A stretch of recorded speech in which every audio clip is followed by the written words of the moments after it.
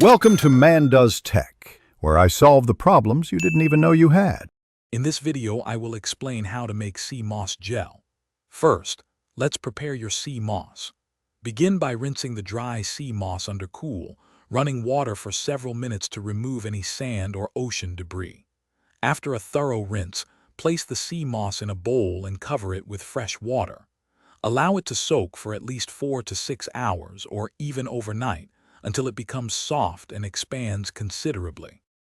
Once your sea moss is perfectly rehydrated, it's time to blend it into a smooth gel. Drain the soaking water completely and transfer the softened sea moss into a high-speed blender. Add about 1 to 2 cups of fresh, filtered water. The amount of water depends on your desired gel consistency. Blend on high for 1 to 2 minutes until it transforms into a creamy, uniform mixture with no lumps. Now for the boil part, which is more of a gentle simmer. Pour your blended sea moss mixture into a clean saucepan. Heat it over medium-low heat, stirring continuously.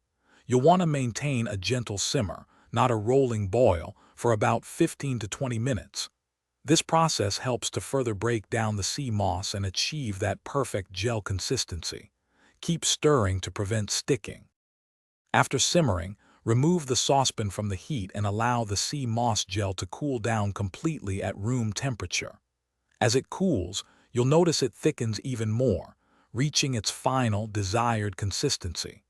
Once fully cooled, transfer your fresh sea moss gel into an airtight container.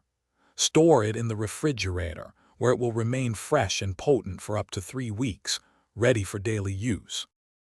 Thanks for watching. If you found this helpful, don't forget to like and subscribe.